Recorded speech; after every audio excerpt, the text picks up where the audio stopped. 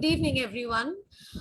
On behalf of the Indian Museum, Ministry of Culture, Government of India, and Goethe-Institut, Maximilian Bhavan, Kolkata, I welcome you all to yet another very interesting evening with experts from Germany and India. As you know, that this program is part of an array of online programs between September and October as a prelude to the upcoming exhibition at the Indian Museum titled Responding to Bauhaus Collected Research at the Indian Museum, Kolkata. It is indeed a one-of-its-kind exhibition coming up, jointly presented by Indian Museum, Ministry of Culture, Government of India, and Goethe-Institut, Maximilian Bhavan, Kolkata. These programs are carefully and designed, curated just for you, featuring internationally renowned experts conversing and discussing about a variety of related topics to deepen your insights about the concept. Tonight, we will have a discussion, a moderated conversation on Bauhaus and pedagogy. Bauhaus, Santiniketan, and modern design education in India. A school that heralded in the new era of the Bauhaus, that heralded a new era, the Bauhaus and the world universities shared a drive for educational reforms that from the early 20th century grew worldwide from across the board criticism of civilization and culture. This discussion in the evening will focus on the sharing outlook of both worlds in the pursuit of a modern world university. It's a moderated conversation between Suchitra Balasubrahmanyan, Anshuman Dasgupta, and Regina Bittner. We are really honored to have them on board this evening. Before I hand it over to Regina, a couple of lines about her, although whatever I say is not enough about Regina. She is a cultural anthropologist and curator. She has studied cultural theory and art history at Leipzig University and received her doctorate from the Institute of European Ethnology at the Humboldt University, Berlin. As head of the Academy of the Bauhaus Dessau Foundation, she curates and teaches the postgraduate and the cross-disciplinary programs on transcultural modernism in design and architecture research. She has been the deputy director of the Bauhaus Dessau Foundation since 2009. Her most recent curatorial projects include Suchitra Bauhaus, the collection, the permanent exhibition in the Bauhaus Museum, Dessau. Her research interests combined cultural anthropological approaches in architecture and design studies with questions of decolonization, critical heritage, and its mediation in teaching and curatorial practice. Her most recent curatorial publication projects include design rehearsal, conversations about Bauhaus lessons together with Katja Klaus, Craft Becomes Modern, the Bauhaus in the Making, the household historic models of contemporary positions from Bauhaus, and many more. The Bauhaus, she was also a part of the Bauhaus exhibition presented in Dessau in 2013, which was re-looking at the Bauhaus exhibition in Calcutta in 1922, an encounter of cosmopolitan avant-garde. And that she did in collaboration with Catherine Romberg. So there's more that can be said about Regina, but I'll stop here and I will hand it over to Regina to take it further. Regina, the floor is yours. Yeah, thank you so much, Shamista, and it's a great pleasure for me also to host this evening session, the second one in the program that accompanies the exhibition in the Indian Museum. Before we immediately move into our discussion about these two remarkable schools, Indian schools, we would like to talk about, let me sort of briefly introduce probably some thoughts in regard to this importance of educational reform, in which on the one hand certainly the Bauhaus sits and is a very crucial and very powerful, even a very powerful sort of institution in regard to the sort of the definition and even historization of art reform, school development in the 20th century. And at the same time, what we would like to discuss today, focusing also on two quite important and influential Indian radical educational institutions, Kalabhavan in Santiniketan and the National Institute of Design in Ahmedabad. Both schools were on the one hand certainly in its foundations deeply interwoven with the social and political transformation in the pre-independent as well as in the post-independent India. And at the same time, schools that were platforms for a very transnational network of scholars, of artists, of intellectuals, of scientists.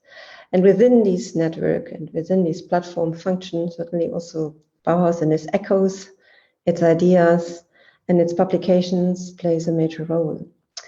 When Shamista introduced myself as someone that had also the pleasure to be one of the curators of the recent exhibition for the new Bauhaus Museum, it's been called, and this is a very tricky notion, Versuchsstätte, which rather called experimental field Bauhaus.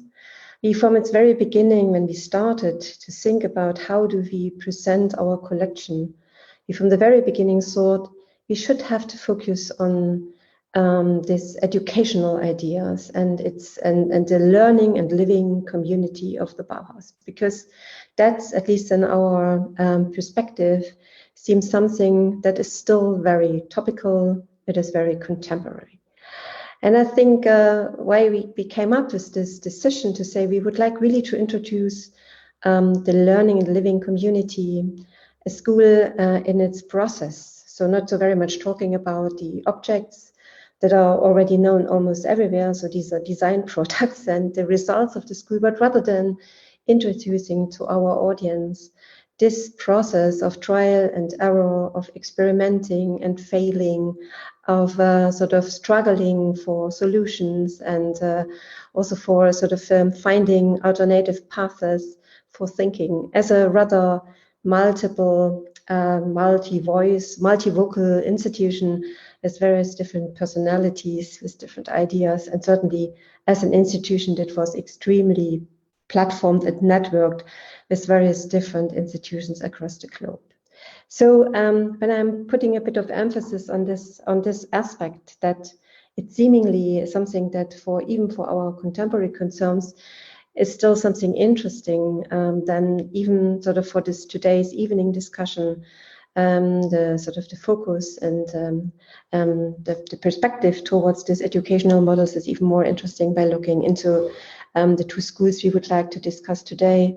Santiniketan, the World University, that was strongly also interconnected with the exhibition in 1922, the first encounter of Bengali artists together with Bauhaus masters. We've been talking about it last Friday already, and the way how then also actually this particular school was so interesting for the scholars as well as for the artists and curators that were engaged in that exhibition. And then the second institution we would like to talk about today, the National Institute of Design in Ahmedabad, that was again a networked institution in the independent India, to a certain extent even constantly negotiating and balancing between, on the one hand, being a flagship for the modern India in terms of pushing industrial design, and on the other hand, trying to rediscover also cultures of making that exists for a long period of time in the local communities. And I'm very glad to introduce for tonight two extraordinary scholars, excellent scholars in the field of studying these two institutions. So it is Anshuman Dasgupta, first of all, He has acquired his PhD from the Goldsmiths in London in the Visual Cultures Department in 2017. He did his graduation in art history from Kala Bhavan, Visva-Bharati University, Santiniketan, and did a postgraduate graduation in art history from the Faculty of Fine Arts at the University of Baroda in the 90s. Since 1997, he teaches, he's lecturer in the Visva-Bharati University in art history. I got familiar with Anshuman certainly in the process of the BAUHAUS Imaginista project, and always enjoyed his talks and his extremely wide knowledge about this particular fascinating institution. So he was one of the key figures also as a researcher in the BAUHAUS Imaginista team in India.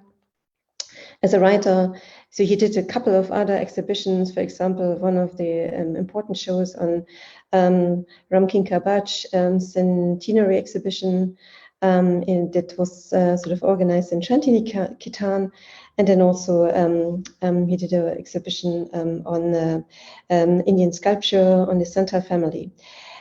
He has a wide range of publications, certainly also contributes to the BAUHAUS Imaginista genre. And then I'm also very pleased to introduce Suchitra Balasubrahmanyan, our second speaker for this evening session. Again, I am very familiar with Suchitra, so we had a couple of fascinating experiences during our journeys through Asia. She sort of was teacher at the School of Design Ambedkar University in Delhi for design history for a long period of time. Her research interest centers at the intersection between craft, design, and nationalism in India against the backdrop of decolonization and Cold War diplomacy. And her publications include Moving Away from Bauhaus and Ulm. I'm looking forward to hear more about this kind of aspects. It was also published in the BAUHAUS Imaginista online magazine, then certainly contributes also to craft and design in the Hindu Way of Life, in the Encyclopedia of Asian Design, which was published at Bloomsbury Academic in 2018, a large volume, and then also Imagining the Indian Nation, the Design of Gandhi's Dandi March and Nehru's Republic Day Parades, that's been published in Designing Worlds, National Design Histories in the Age of Globalization. That was published at Berkan in 2016. So I would like to hand over, first of all, the speech to Anshuman Dasgupta. So he's going to give a presentation around 20 minutes as we agreed upon. And then I would like to hand over to Suchitra. And after that, we hopefully come into a discussion about the ties, the connections, the correspondences, and the dialogues between the three schools we're talking about. Yeah, thank you very much. And Anshuman, may I hand it over to you? Okay. Thank you very much. I'll straight away, without biding much time in introducing the subject, I'll be sharing my screen because it's a rather longish presentation. So I hope I'll finish in time.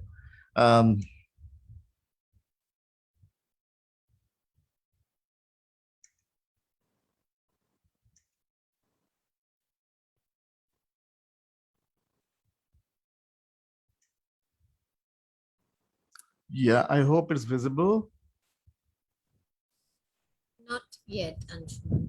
Okay, but I tried to share it.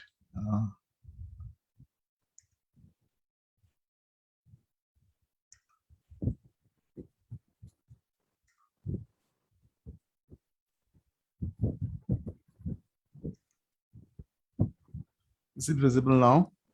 Yes, but you have to go to the presentation because this is a mail. Right. Yeah, just towards Bauhaus, just click on the PowerPoint. That's right. Yeah. And you can go to the first slide. Sure. Yeah. Now you can see it. Perfect. Thank you. Thank you very much. So I begin my presentation without much ado. And It is titled as BAUHAUS and Pedagogy, Santiniketan and its foundational episteme. We'll just start with a brief comparison of these two schools, actually. Bauhaus and Collabhavan emerged out of two different circumstances. The first from war-ravaged industrialized Germany, the second from a colonial situation, but both of them arose from a similar quest for freedom from the existing conditions of life and education. Both of them connected art with other social practices. The Bauhaus, founded in Weimar in 1919 after the end of the First World War, rose as a consequence of the German November Revolution as a school for design of a new kind. At the Bauhaus, a generation gathered with its teachers and students wanting to end with its nationalist, militaristic, and statist past. The artistic and creative avant-gardes and their radical pedagogical ideas shaped the Weimar Republic as the first democratic society in Germany. The transformation of the environment in the combination of art, crafts, design, and architecture was also intended to reform existing social conditions. New creative practices, working methods, and forms of life were aimed at liberation from the redundant practices. In India, meanwhile, 1919 was also a turbulent year. The colonial repression in several sectors were increasing. It was a year of the Jaliyan Wallabag massacre, when in protest against the killing of unarmed civilians gathered in peaceful demonstration by the colonial government in Punjab, Rabindranath Tagore, the founder of the university in Santiniketan, returned his knighthood. 3 years earlier, in 1916, he had written a parable, The Parrot's Tale. This was obliquely a critique of repetitious and decontextualized education and its absurdity, written in the context of Calcutta University adopting a standardized syllabus. And in 1919, in Santiniketan, when he had been running an idealistic school based on the ideas of Forrest Armitage, Tagore tried establishing a new kind of informal higher educational system leading to an international university. In the course of their processes, and through their 100 years of history, these two institutes in Weimar and Santiniketan became connected by many visible and not so visible contact points. This essay, this kind of presentation tries to compare and even without comparing, sometimes implicates the inflections in the two pedagogic models. Collabhavan's beginning was on a small scale, within a colonial context and with an anti-colonial attitude towards education and life in general. It moved from a more idealistic Tapovana or forest school educational model towards an experimental university. The course of study was without a defined curriculum and premised on attention to everyday practices. In 1919, it was a small community with a few students. The 1921 list shows 24 students, out of which 3 girls and 21 were boys. Although Collabhavan started under the principalship of Asit Haldar and Nandalal Bose joined permanently as principal only in 1922, his visits to the art school predated the inception. Each time, Nandalal was formally welcomed by Rabindranath himself, who was keen on his joining in the foundational effort. The spirit of the beginning rested on the two favorite terms coined by Tagore, construction and creation. The list of students from 1921 is a kind of conglomerate of multicultural atmosphere that was there. It's kind of indicative of multicultural atmosphere that was there. Hirachand Dugar, Audendu Banerjee, Warrior, Dhiren Krishna Dev Burman, Vinod Bihari Mukherjee, Ramin Chakraborty, Vinayak Masoji, Birbhadra Rao Chitra, Haripada Roy, Kiran Bala Sen, Sabita Tagore, Sukumari Devi, and P. Hariharan, Bamon Shirotkar, Mani Pradhan, and Satyendranath Bandyopadhyay, and so on and so forth. So it shows a rather kind of all over India spread. These two are the pages from that time, 1921-22, showing the list of students handwritten by Nandalal Bose and signed by the students themselves, it's a roster. Many discourses and multiple constitutive points of view are associated with the foundation of the university at Santiniketan. During one of his journeys to America in 1922, we find Tagore reflecting thus, in the modern time, I quote, in modern time, with all its facilities of communication, the access to Innisfree has become most difficult. And then, I quote, yet I belong to the Isle of Innisfree. Its true name is Santiniketan. Now, the reference to Innisfree comes from a poem by W.B. Yeats. The name comes from a real island in a lake of the same name, and it's uninhabited island where Yeats spent his childhood. Tagore compares that quiet island with Santiniketan, which on the one hand is associated with his intimate nature romance, his seeking of solitude. His disheartenment with the existing educational models is emphatic in these following sentences,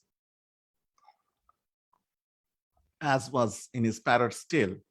I quote, our colleges, which are factories to produce clerks, have no place for music and fine arts. The colleges which you have named national also have no place, as the necessity of these in social life is being lost. Tagore's thoughts on the alienation in industrial society are distributed throughout his exchanges during this period. Sometimes they're plain critics, and at others, a call for unification of humanistic values.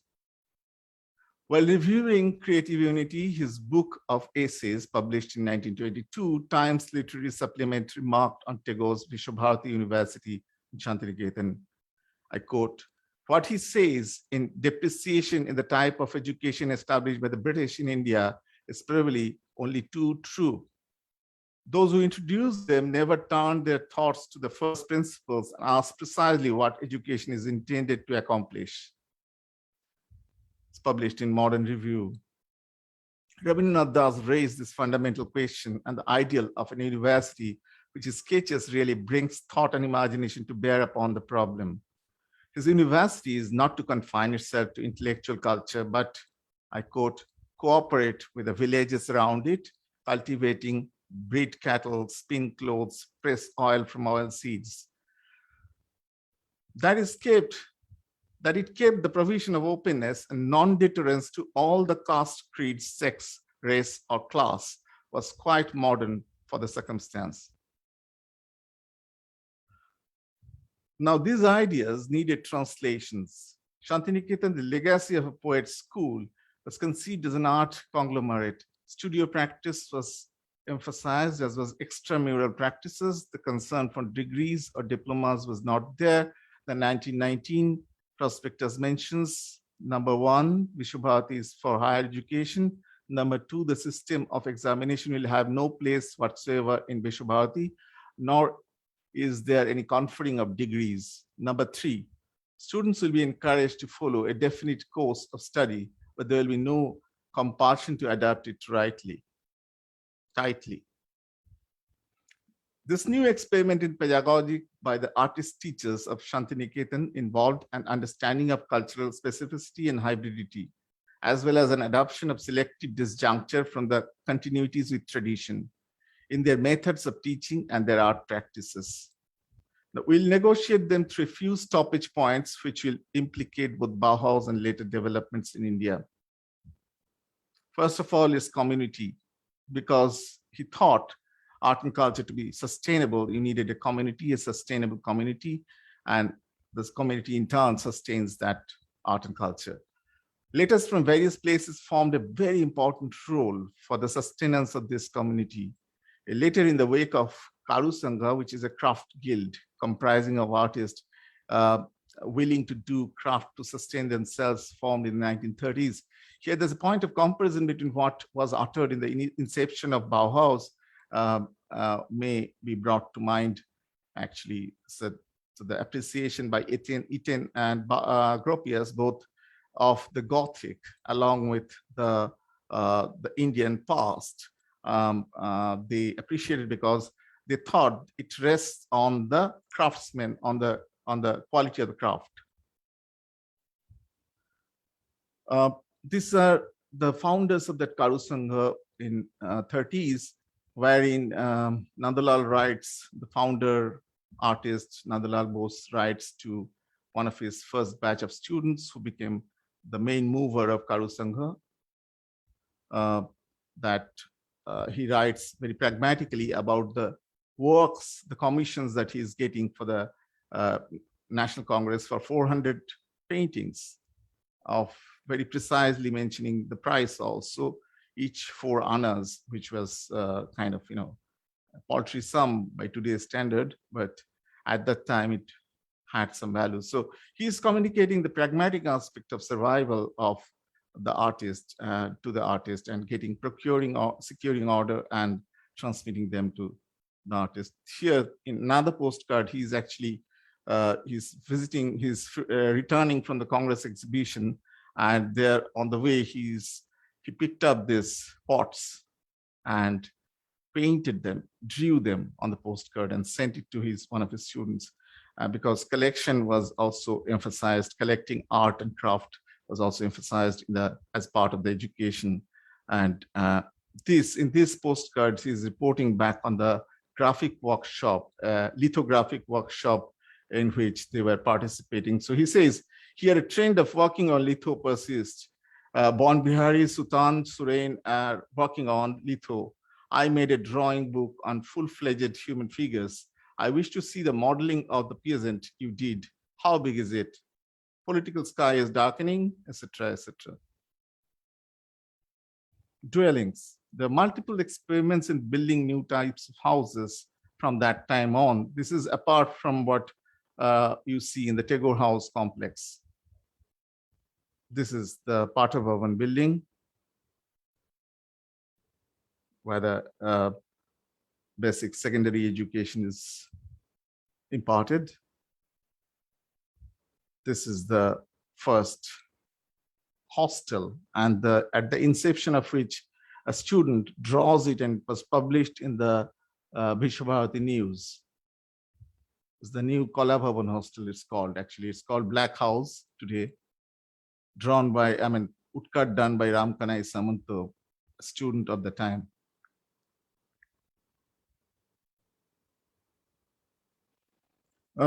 Where on one wall, an Egyptian motif is cohabiting and reciprocating the neighboring Bharut Jakshi. And then on other wall, you might see an Assyrian lion.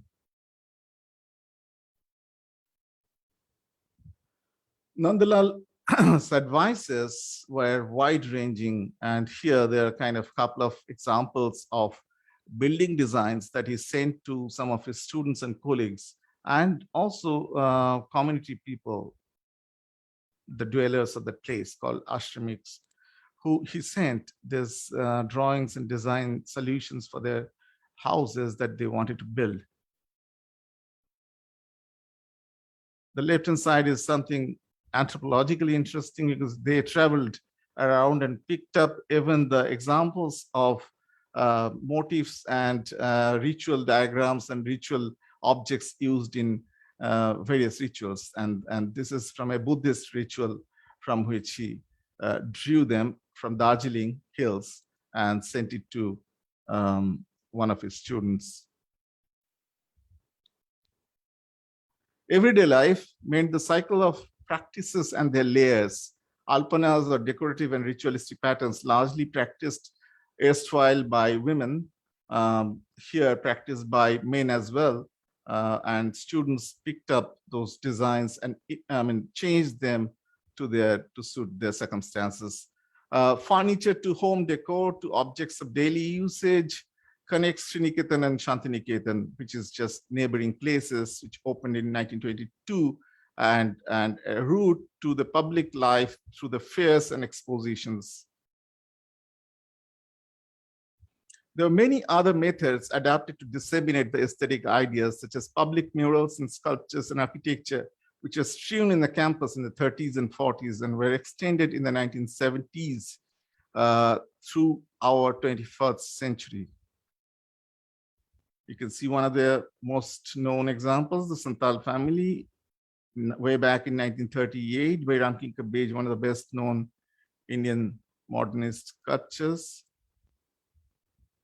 which negotiated the public space and was one of the most favorites of Tagore. Now, demonstration wall, which shows the process of mural making, was also very important. You can compare them with almost Eaton's diagrams or his experiments with teaching. The first phase of Bauhaus totally kind of there comes very close to the first phase of Kalabhavan experiments. These are the murals which are all on the veranda of, on the corridors of Pathabhavan. This shows the life, everyday life in campus. This is by Nandalal Bose, showing the everyday life in the campus. You can see people kind of dusting in the morning and so on and so forth. This looks like a spring weather and so on and so forth. So out in the open, everything is in display. So basically, it's a living museum to some extent. So you can actually live amid the art objects and basically learn from the outdoor itself. So that was emphasized, and that is to be in consonance with nature. Now this is a kind of wall which is from 2011 by K.G. Subramanian, and which tends to show the epiphanic utterances by various artists, some of their favorites. Like one of them reads like, these are made of tiles, actually painted upon tiles and then fired and then fixed on the wall of the Master Moshe studio, which is the Nandalal Bose's studio in the center of the college. In a Japanese poem, the poet expressed his desire to become cherry blossom. Man is much greater than a cherry blossom. Then why is such an odd desire? Because human being is human being, they want to be something else, want to extend its being in different directions and become this or that. Man want to remain human, but also want to be cherry blossom with enormous complexity, unfathomable beauty, unending mingling with all this. And by overcoming all of this, he wants to be a cherry blossom. Kunala Jataka, which is a kind of story of past lives of Buddha, Jataka stories, has tales of Kamaloka, that is the realm of desire, and Rupaloka, that is the realm of forms. And above that is Arupaloka, which is realm of formlessness or feeling or transcendence. I would say above all this is the realm of joy, which is Anandaloka. This is a quote from Nandalal. Dissemination of aesthetic instructions through the habit of collecting the objects and images from all over the world help build an archive and a museum. These are a few pages of the museum book. You can read, the top reads Kalabhavan Museum, and these are a series of drawings made of those objects that are collected in the process of their sojourns to South Asia and Southeast Asia. These particular ones are from there. These are instruments. And his picture postcard from Java, his painted postcards, one of those many fantastic postcards of a Javanese dance. And primers. These are 2 pages from a very famous primer called Sahaj Path, done together with Rabindranath Tagore, Nandalal Bose, lino cuts. There's a proof prints, actually, I'm showing from the archive. Part of the pedagogic method are the instructional manuals, which came up in the process. 3 comparators, left to right, are Nandalal Bose, Vision and Creation, Vinod Bihari Mukherjee, Adhunik Shilpa Shiksha, or Modern Art Education. A page quoting, which is this page, middle page, is quotation from Nandalal's teaching method, later to compare with Bauhaus. And on the right, you see Gauri Bhanja, a teacher at Kalabhavan, Nandalal's daughter, following up with a nature study to turn into a motif of decoration for craft/art, kind of bridging between art and craft. These are Nandalal's exemplars for trees and their variations. They are almost kind of pattern-like appearance. It makes it easy for the artist to turn them into flat designs utilize it for drawing, painting, and translate them into decorative objects. So in a sense, multifarious, multi-stable drawing practices, which was practiced over there, and the manuals were drawn by Nandalal himself. And some few more pages. On the left is a demonstration of spinal rhythm of various animals and birds. The spinal rhythm, he said, he emphasizes, you can see the spine is being emphasized there. The spinal rhythm of every animal is distinct. So he drew upon that. And it's an observation made on the more or less Eastern art practices, largely Chinese, Japanese, and Indian. And he drew a kind of essence out of them. On the right, you can see that the various comparators make them metaphors, and like sea wave looking like claws of a dragon on the top, and sea wave looking like fire. So kind of metaphors he drew from Chinese and Japanese art practices. The book of Modernity and Modern Art Education was written by Vinod Bihari Mukhopadhyay, and right and left are 2 pages of that, the cover and the inside page, which is quotation from Nandalal. And here he is trying to emphasize the relationship of gathering material from the nature and transformation of them into a kind of a coded value, coded design. These are interpersonal exchanges between him and ex-students, and the day of his retirement, and many other instructional postcards. This is a postcard from reporting back on the opening day of after the holidays, and with this picture that is drawn, it was exhibited, enlarged and exhibited in Imaginista in Berlin. And these are a few pages of book design, etc. And also instruction from. May I ask you to shorten your presentation? Sure. Not be long, yeah, sure. These are other postcards from the British Museum. The border between the intimate and the public were breached by the communication devices, such as the postcards, thousands of which communicated the intimate everyday life, as well as a communicable aesthetic experience of the often traveling artist, and also instructional cards posting design and art instructions to each other.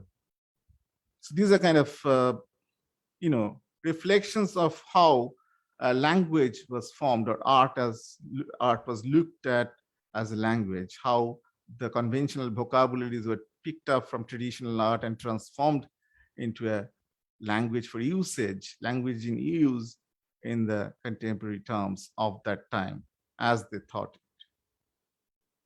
This is a mural in the China Bhavan of everyday life in Kala Bhavan by Vinod Bihari Mukherjee.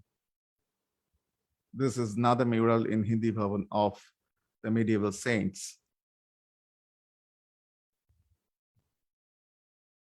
Pictures of the furniture which were developed here after the exposure to Japanese experience by Rabindranath Tagore and Kintaro Kasahara, and the low height of them tells volumes about this innovation in design, as well as new value coding for design. It's a low height table, first saw in China, and then he liked it. Nandalal liked it and sent over for a design replication. Right inside, you can see that pot that Nandalal sent as an exemplar to one of his students, Prabhat Mohan, and he in turn collected it.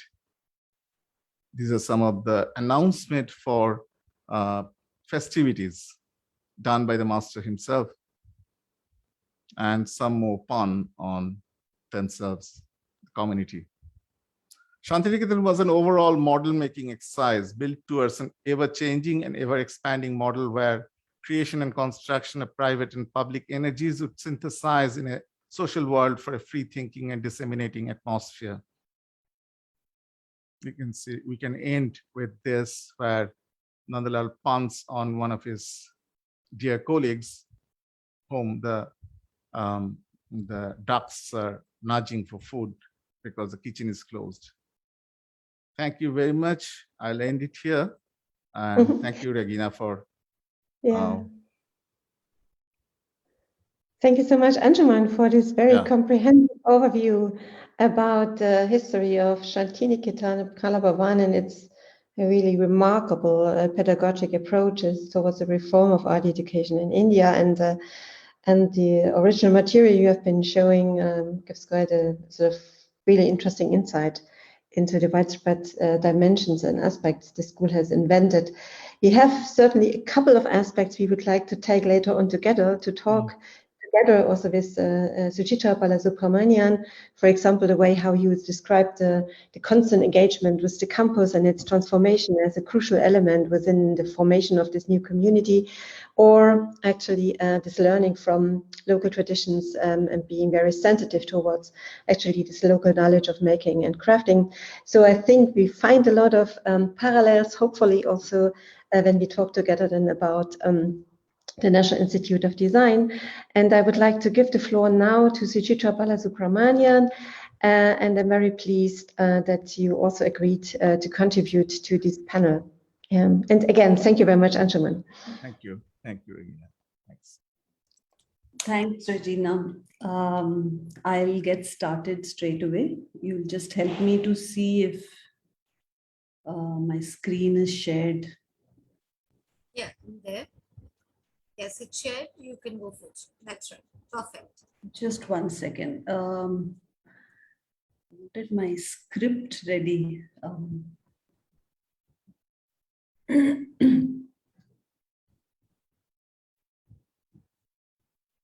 Is it okay? You have to go full screen. Just click the, just click that. Yeah, perfect. Sorry, I'm sorry, I need help. I need to see my script. How do I do that?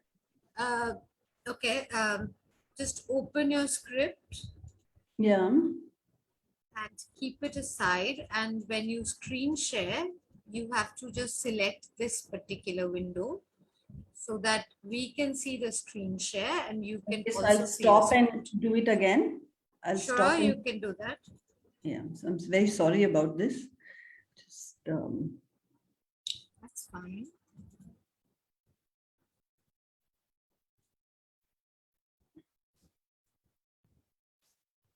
Yeah. Is it full screen for you now? No, just click that. Yeah, perfect. Can you see your script also? No, I can't.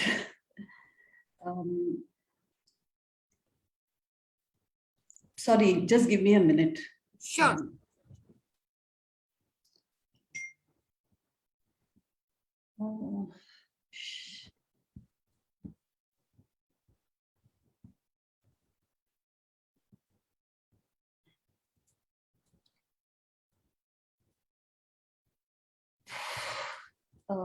Gosh, I'm not able to do it. Suchitra, you can also stay with this sort of presentation if you see your script. Then if it's not full screen, it's also fine, I would say. Yeah, yes, okay. Yes. I think apologies to everybody. I'm not able to swing this, so. Not a problem. We can still see it. Okay. Thanks to all of you for inviting me to participate in this panel discussion. So as from Anshuman's presentation, we can see that 100 years ago or so, a striking Indo-German or maybe transnational interaction took place, which has thrown, I think, a long shadow and almost 100-year-old shadow. And my own interest has been on how Bauhaus pedagogy has been adapted, morphed, reviewed, and extended in post-independence India in order to stay relevant. So I'll focus on the way a vision for modern design was articulated, how this translated into the classroom experience and learning to the classroom experience in learning, and how that in turn related to the world outside. I think this is going to be really difficult. Okay. So in 1961, India's first Prime Minister noted how glad he was to learn of the establishment of the National Institute of Industrial Design, and he thought that such a design institute is certainly needed in view of our development in many ways. It was then a little over 10 years since independence, and the role for modern design was clear: nation building and providing a standard of living for Indians. Charles and Ray Eames, who were invited to draw up a plan of action for modern design in India, they were invited by Jawaharlal Nehru. And in their India report, the contours of an institute for design education was drawn to hasten the production of the lotas of our time. They described in their report those perfect pots which were for them the metaphor for good design anchored in the cultural life of India. India at that time had two design magazines. The first was Marg. They were art and design magazines, and the first of them was Marg, and both which had commenced publication just a little before independence in 1946, and the editorial in 1948 called for a new Bauhaus for India, while its advertisements give us a glimpse of the emerging middle-class aspirations. The other magazine was Design, which began publication in 1957. It had former Bauhaus members in its editorial board. One of its issues condoled Walter Gropius's death in 1969, and yet another article was by the art historian Jaya Appaswamy, which assessed the achievements of the Bauhaus for its readers. So we can see that the Bauhaus was referenced several times in the circulating magazines of the time.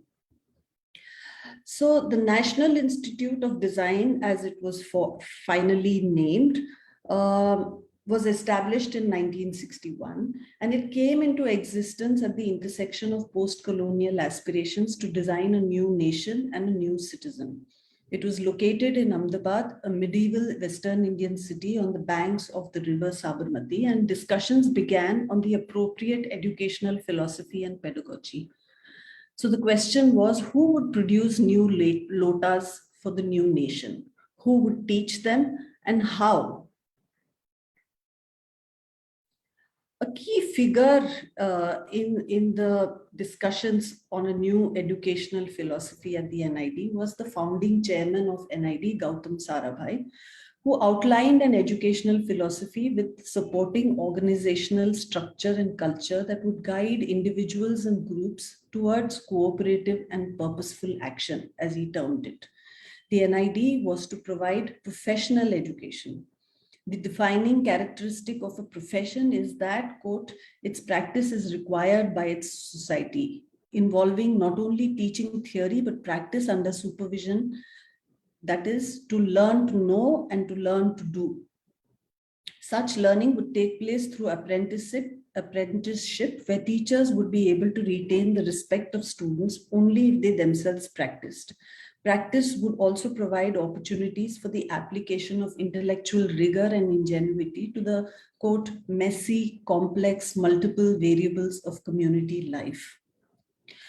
Sarabhai also said that as the prime institution in an undergraduate's life, an educational institution needed to offer a model of adult authority which was not punitive but provided opportunities for students to acquire knowledge and discover for themselves to what use they wanted to put this knowledge.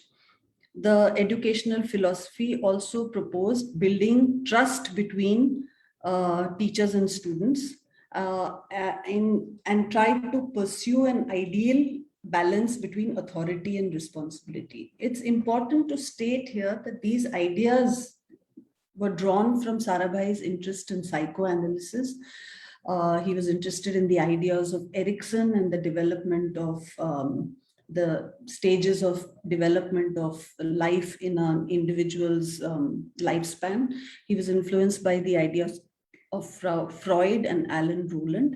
And also the early collective of teachers at the NID were interested in educationists and philosophers such as Ivan Illich, who had visited Ahmedabad in the 1970s, J. Krishnamurti and Gijubai Badeka.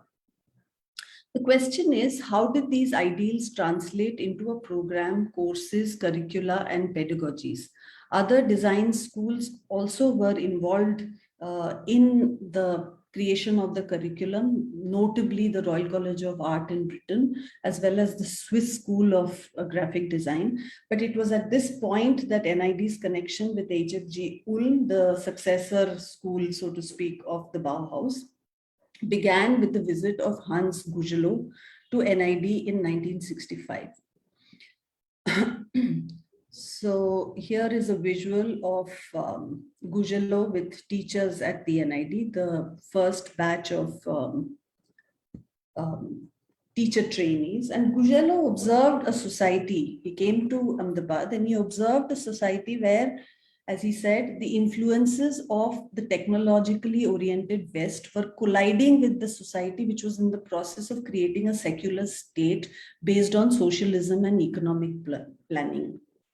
In his observation, it was also a society which had the strong inclination to hold on to existing values for as long as possible instead of turning to the new, where neither the rich nor the emerging professional classes proved itself a leader in terms of taste, and new products were accepted by the common man without discrimination.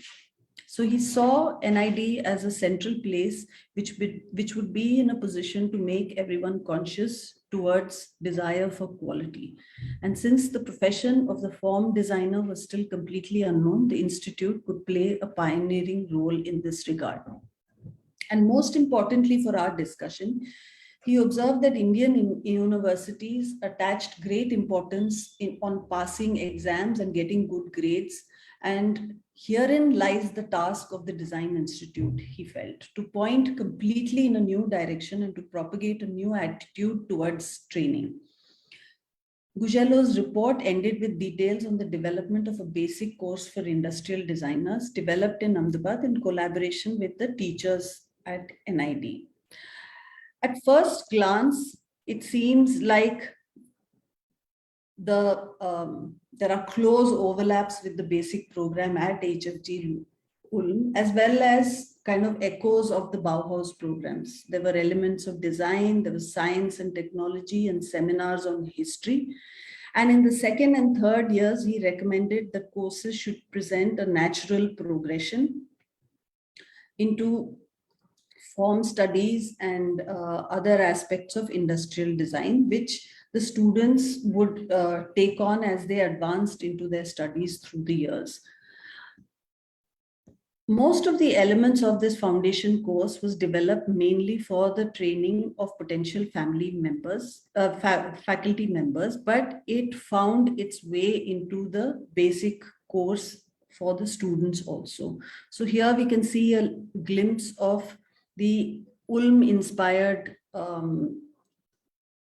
curriculum and the work of the students. If we go on to what the students were doing and look at it in some detail, images of the undergraduate work, and these are the images I now show you are contemporary work. They look as if the curriculum from Ulm was just transplanted at NID, but a closer look can show us some changes which were made in the 1970s. So these are examples of the exercises which it looks were just transplanted. And you can see the impact of the Basel School of Graphic Design in some of these color and composition exercises. But in 1975, about a decade after the Sarabhai document, Mohan Bhandari, the architect of NID's foundation program, wrote Foundation Program at NID, an approach, which reveals how the educational philosophy outlined in the Sarabhai document melded with the Ulm experts' suggestions and translated into curricula, pedagogy, and classroom assignments and transactions. But he began also to have a critical view in the early 80s. The document he wrote opens with a detailed analysis of the period 1970-75 when the Ulm exercises were implemented and the foundation program at NID struggled, as he said, to evolve an identity of its own. Bhandari felt that there was something very vital lacking. Learning was becoming more and more classroom oriented, and students seemed to, in a way, he said, sleepwalk through the classroom studio hours. He felt a new framework was needed to rectify this downward spiral. The document goes on into an introspection on the inadequacies, and in fact, the destructive influences of the Indian school system and its debilitating effects on the learner who arrives at the NID. Bhandari felt that the Indian family, community, and religion, along with the school system, provided a rigid and regimental setting in the early impressionable years of childhood at the cost of an exploratory, curious spirit with a questioning attitude. This led, he felt, to approval seeking, which totally curtails a student's toleration for confusion or ambiguity, which is an inseparable element, he felt, from the exploratory process of learning. Only an experimental form of learning, he said, would enable youngsters to ask certain fundamental questions about the present nature of our society and not take its existing status quo for granted, which is in a way opposed to the society's own safe concept of convenient socialization. So he set about trying to reframe the foundation program. Some elements of the Ulm model were retained, as we can see in the drawing courses in the foundation program. So the language of quick visual observation, the language of visualization of ideas, material explorations, all this was retained. But it was clear to him that the Gugelo exercises by themselves would not create this vital sense of ethical purpose that was envisaged as the critical attitude required for a designer in India, as they were essentially classroom-based skill training activities. So Bhandari then proposed including an environmental awareness component into the foundation program. And this is the first real departure which we see from Bauhaus and Ulm. And he felt that the city has to become a real life classroom to bring students closer to the realities of their country, and underline that this must happen in their education in the form of a formative stage before entering any kind of specialization within design. And this is how the environmental exposure course took place. And I'll show you now some contemporary, recent works from NID students, which shows how this environmental exposure course took shape. Students chose a microenvironment in the city and conducted a detailed ethnographic study on the inanimate components: shops, homes, places of worship, food carts, and so on. They also looked at the human actors, women, men, children. Let me show you one. And make actually a detailed study of what was going on in the home and outside and their interrelationships. It was proposed that the area, this micro environment in the city, would be studied over an entire semester of 4 months, recording changes over a single day and over the entire period, seasons, festivals, civic disturbances, and so on. And Ahmedabad, we might remember, is a city prone to ethnic violence. All these were to be recorded with the skills that students learned in the classroom. So it was a way of taking the classroom out into the city.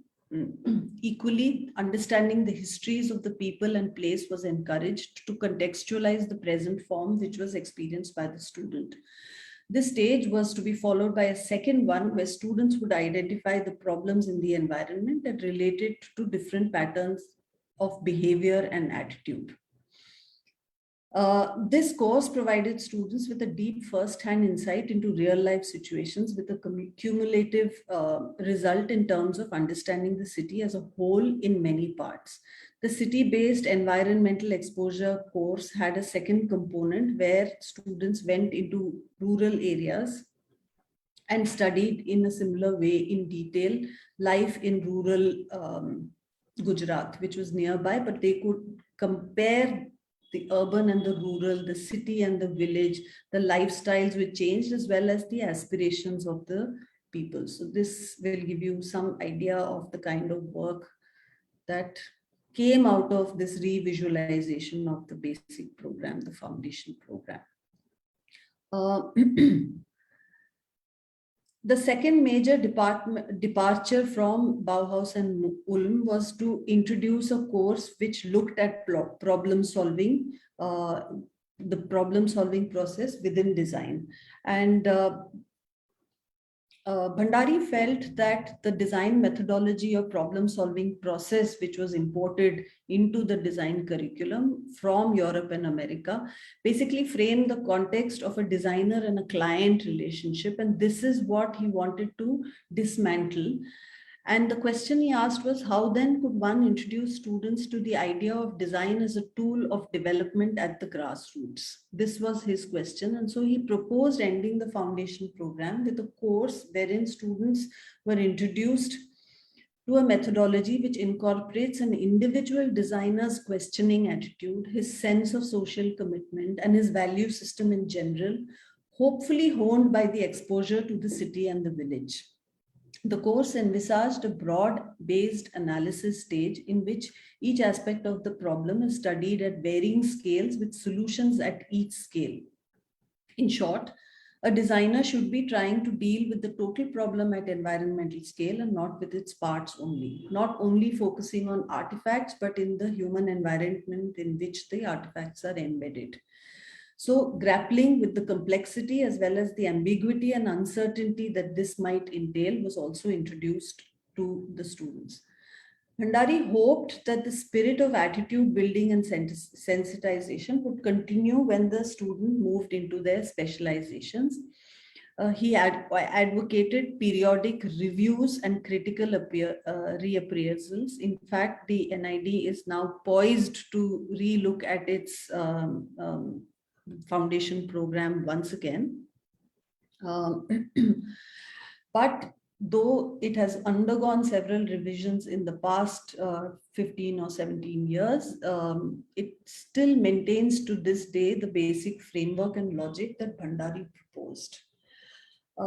As we speak, a couple of years ago, NID has been declared an institute of national importance. It still functions outside the Indian university system, which is why it has been able to maintain its autonomy in the decisions around curriculum and pedagogy. Interestingly, as we speak, the alumni of the National Institute of Design, alumni covering the last 50 years or so, have collectivized as the Association of Designers of India. They're organizing themselves into working groups to reframe design education as a whole, to bring it in consonance with the present landscape, to bring to the forefront questions of justice and equality and decolonization, along with the economy in both design education and practice.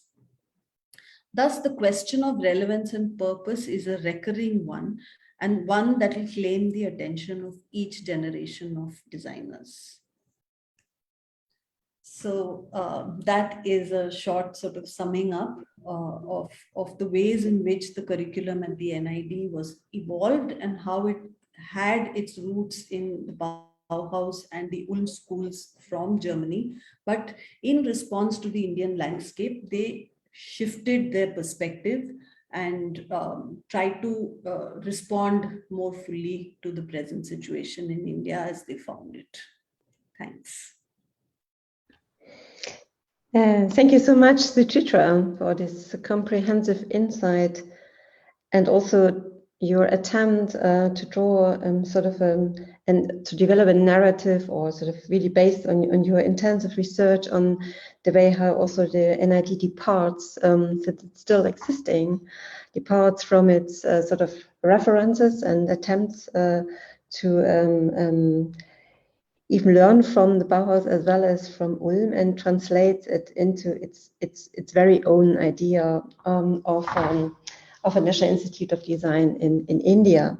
And so far, what I discovered, now trying a little bit to moderate the discussion between you both, since our time is rather limited, probably there are two distinctive aspects that are quite crucial, and you both brought it up. So that's, on the one hand, these schools essential in a very particular moment in history, pre sort of independent and then post-independent, are certainly struggling to respond also to the particular circumstances of its times as an educational institution with a radical reform attitude, and trying to translate actually these particular dynamics of its times into sort of finding its own way of the role of art and design, and probably even architecture in society. So this was a kind of an attempt also to respond to this dynamics of modernizations in its own terms.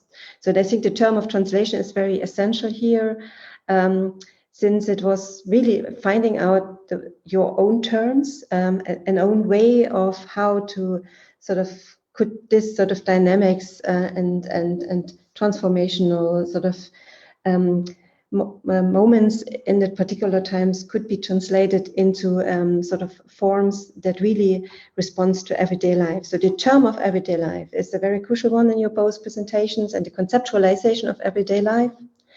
And in this regard, even more than the question of the role of the artist/designer, that in a way repositions himself. So I guess, Suchitra, you brought it up very sort of precisely, that it's not the attitude that there is a designer that in a way serves for a client-industrial relationship, but rather than the designer has to figure out what is his particular positioning within these complex problems of the everyday life. So meaning it's not the problem solving, but it's rather the identifying what will be a role of a designer in this particular circumstances.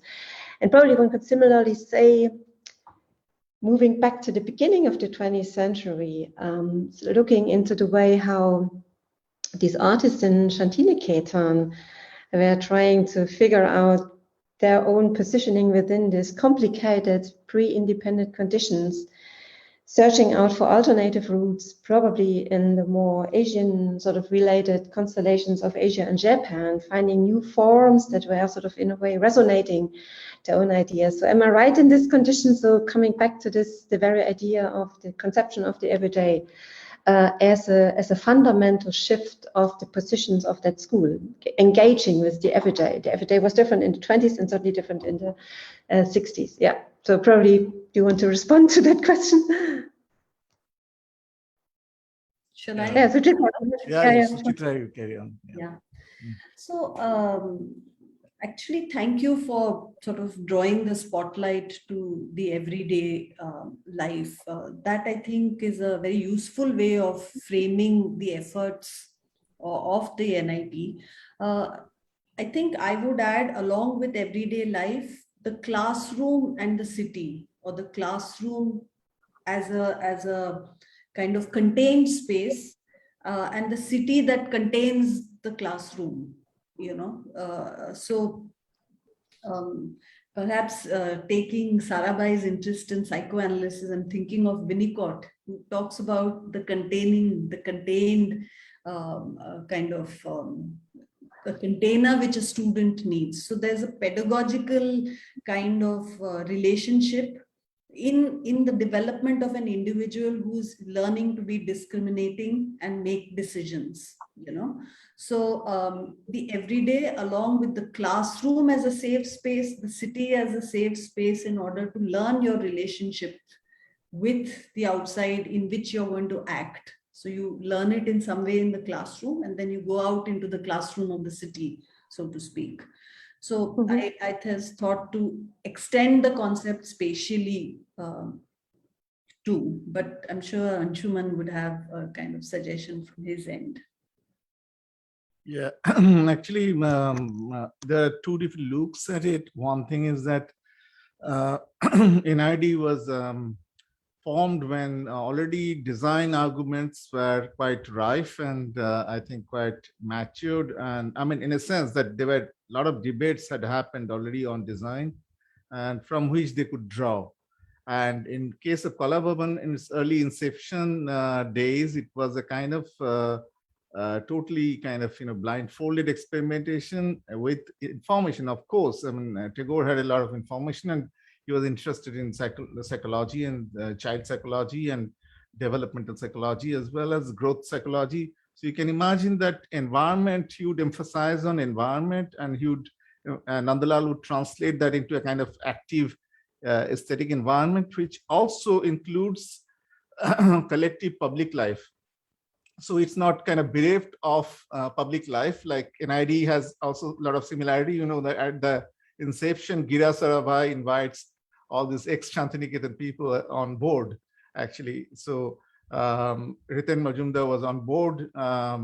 Subramanian was an advisor as well.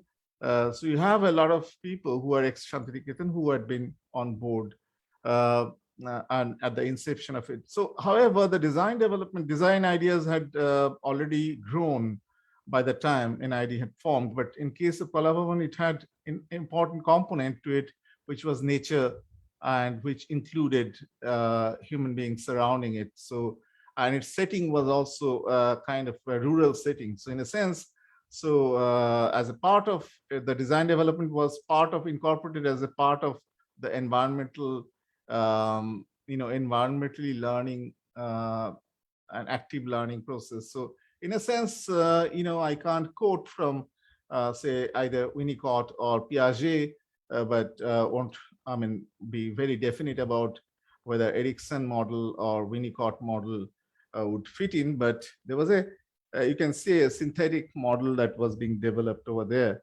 It's difficult to point at whether it's, but Gestalt definitely was one of those theories that would sort of be pertinent in terms of multisensory experiential sphere in learning from the surrounding, translating the surrounding into both design and what you define as art. So the subjectivity as well as the purposiveness were playing, balancing each other with each other. So that's what my observation would be. Of course, that designing for modern life that NID was doing had a different dimension. And I observed that it had, of course, like with the later guy that you opened up, the architect, who sort of opens it up towards social life, towards anthropological, ethnographic observations from which you derive energy. But that was somewhat in its nascent state. You can observe in Santiniketan in a very, very organic,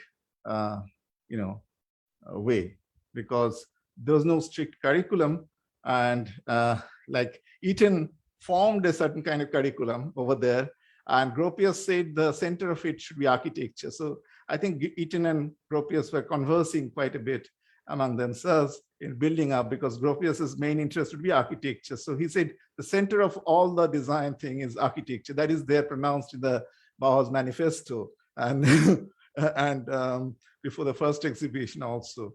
But Eton had other interests. He had his spiritual interest. Please correct me, Regina, if I'm incorrect. But he Mazdaism, etc., was also drawing him there towards the east, towards Persia and other cultures. So, and also towards Gothic and comparison with Indian temples, he sort of brought in the craft aspect, the organic daily aspects, etc. Where in the background, that they're in the back of his head, perhaps he was translating them into a modern design program in a programmatic way. However, Santiniketan didn't draw up that kind of program. They just outlined the modus operandi. That's it, within which you have scopes for interpretation. Whereas, yeah, sorry. Yeah. If I may jump in, Anshuman, what is really crucial is that, this depends also on the narratives that has been formed in different historiographies about. But one has to be very clear that actually this notion of the building as sort of based on this unification of all arts and crafts that could be articulated already in the 1990s was metaphorically meant. So meaning this very holistic idea of the unification of all different arts and crafts. So this very idea echoes back actually even to the beginning of the 19th century and a lot of reform pedagogies that existed beforehand and where the Bauhaus certainly learned from. But I think what is very crucial within this very idea is that also this relationship towards craft was newly invented. I think this is also crucial in all of our discussions which we have now today, that you both have shown very nicely that there is a strive with the everyday, is also an interest into cultures of making. I'm not talking about handicraft, but cultures of making and having an anthropological awareness about it. And I would claim that even one of the sort of remarkable essential elements of the Bauhaus productions, even in Dessau, was that this culture of making, so the making, was still very sort of relevant and an invaluable element of the pedagogy in the workshops. And now it comes into this, what we've been also talking about, actually the classroom, as Suchitra called it, or I would even expand it towards the campus.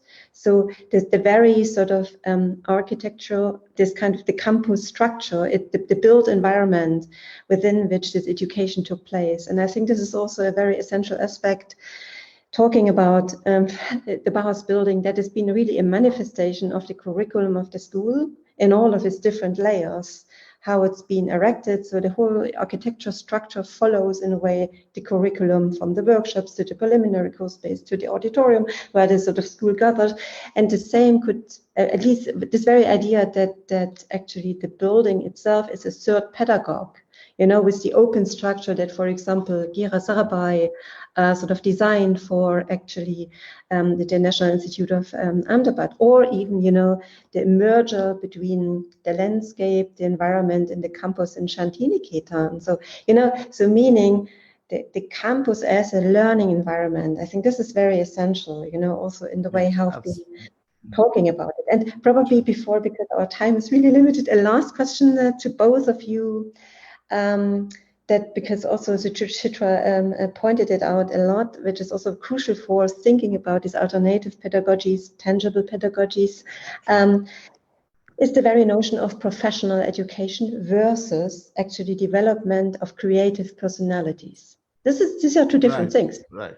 And I was really struck within, and I think this is also a continuous sort of oppositional debate within these pedagogic experiments, you know, how to negotiate, how to balance actually these two different powerful, in a way, aims, goals that certainly part of a school that has to be certainly to a certain extent also educate, had to provide professional education, but you know, this kind of tension field. So this is probably a last one I would like to address to both of you, your position towards that.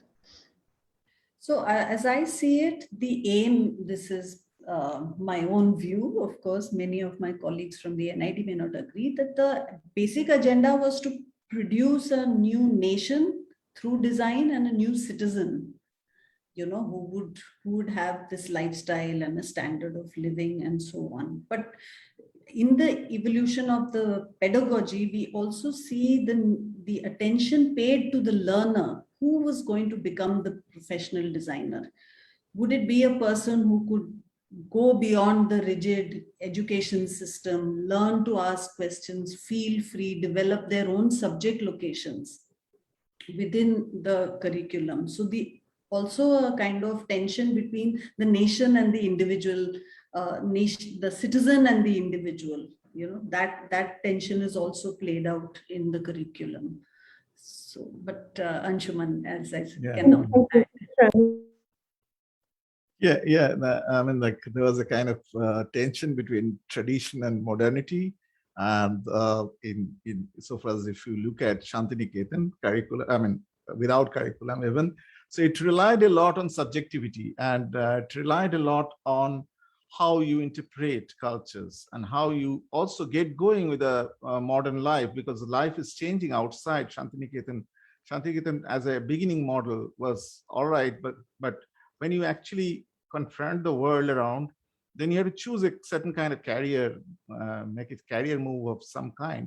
Some of the most successful people from there, actually, you can see that chose multiple careers, and became multi-stable personalities, and they were multitasking people. Like Subramanian, you can see very much. Riten Majumdar was from sculpture. He never was trained as a designer, but he moved to design. So that is something. Many people say, Devi Prasad also said that if Santiniketan hadn't trained them in various craft and art traditions, then they couldn't have moved their career easily from one to the other disciplines. So multidisciplinary kind of approach that they had initially was helping them in coping with the outside world. So the education was to build up a new kind of a human being who was independent thinker. So that was the crux of it, the model, and a total human being, a kind of complete human being with a kind of a personality, stable personality, who can move flexibly between the disciplines, So that was already already interdisciplinary. So that was quite modern, I thought, as a foundational episteme. Then the craft you can learn from anywhere, basically. One became a filmmaker, amazing filmmaker, Satyajit Ray, and without completing his course, he left. He said, whatever I learned in terms of design was from Binod Bihari. So that was his favorite teacher, but also all the other artists actually over there. So that independence actually, you see, yielded result, even if, but I also met a lot of less achieving people. I mean, I'm sorry to say that, but in terms of career moves, etc. But they're also complete. They're very, very rich human beings. I mean, in terms of their cultural exposure. Okay, this is very similar to the sort of epistemologies of actually Bauhaus pedagogy. So we have, unfortunately, really to wrap up, and I would like to ask Shamista if do we have questions from the audience?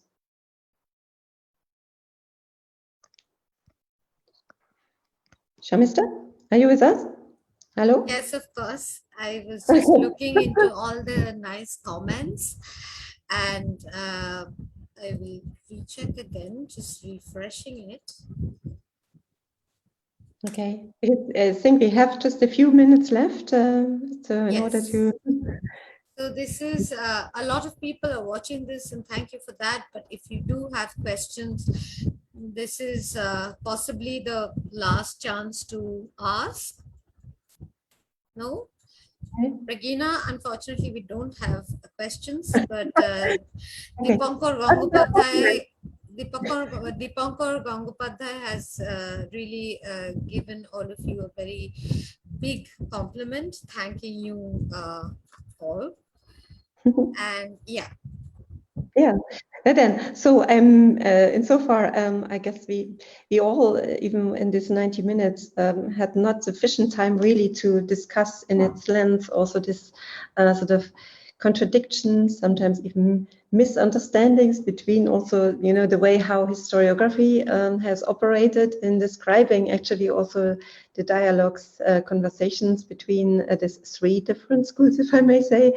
So there's still fascinating scholarly work to be done, but I guess today sheds light on a variety of aspects and documents and research that you both, Anshuman as well as Suchitra, have at least achieved in the course of your scholarly work, and for that my great thank you. And also I really much appreciated this kind of discussion, and hopefully we have the opportunity to continue once up in time in real life and not only digitally. So thank you so much for both of you for this valuable input for today, for today's evening's discussion, because for me it's afternoon. Yeah, so thank you. Thanks, Regina. Thanks a lot. Thanks to Sharmishta, Suchitra, Regina, of course. And thank you very much.